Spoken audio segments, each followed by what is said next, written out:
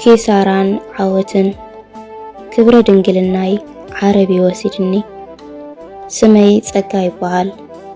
ናይ ስመይ ትርጉም ኩልኩም ትፈልጥዎ እንተኾንኩም ብገዛና ግን ፍሉይ ትርጉም ኣለዎ ገዛና ጸጋ ዝውልኒ ሓንቲ ኣነ ብቻ የጓሎም በዚ ምኽንያት ድማ ጸጋና ጸጋ ገዛና ይውልኒ ኣቦይ ገና ህፃን ከለኹ እዩ ሞይቱ ኣደይ ከዓ ኣነ ከይሓምቕ ከይኸፍአኒ ብዙሕ መስዋዕትያ ከፊላትለይ መጀመርያ ጓል 16 ዓመት እናሃለኹ ማለት 2008 ዓመተ ምህረት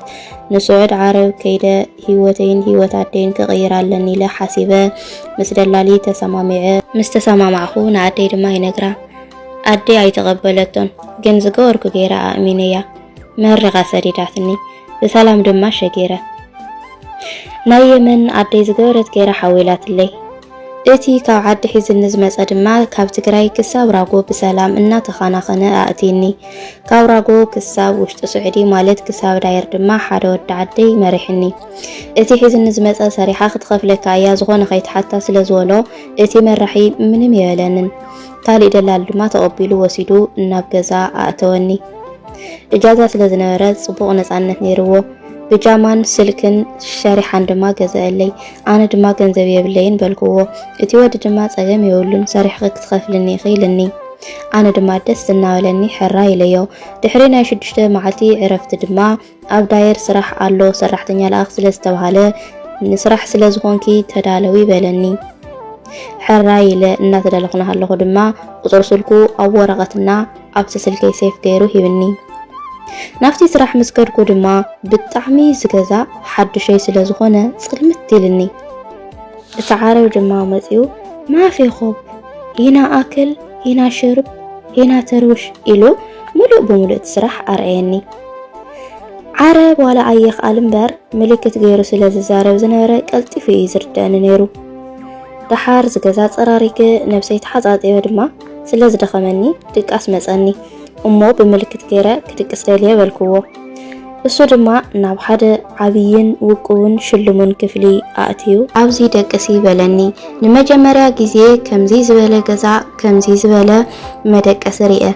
ብጣዕሚ ተሓጒሰ ማለተይ ለካ ስዑድስ መንገዱ እዩ መድከም እምበር ምስ ኣተኻ ጽቡቕ እዩ ወልኩ ውሽጡ ከይመርመርኩ ነቲ ወዲ ድማ ደው ኢለ ጽቡቕ ገዛ ከም ዝኾነን ግን ሰበይቲ ከም ዘይብሉን ነገርኩዎ እቲ ወዲ ድማ ሰበይቱ ናብ ቤተሰብ እያ ከይዳ እምበር ክትምለስ እያ ኢልኒ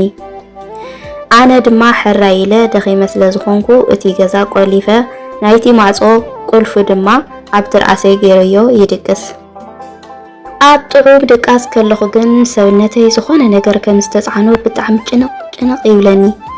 ኣነ ድማ ብስምባደ ተሳኹ ምስ ተሳኹ ድማ እቲ ማዕጾ ተኸፊቱ እቲ ሰብኣይ ድማ መሳይ ንኽድቅስ ክዳኑ እናውፅአ ኣብቲ ኣነ ዝድቅሰሉ ዓራት ነበረ ብድንጋጸ ተልዒለ ድማ ኣብ የመን ክብሉ ስለ ዝሰማዕኹ ያ ኣቦ የመን በልክዎ እሱ ድማ መለሰለይ ኣነ ከዓ ብምልክት ገይረ ውፃእ በልክዎ ንሱ ግን ንያጅኺ ኣይትፍርሒ ኢሉ ከደቅሰኒ ሓባበለኒ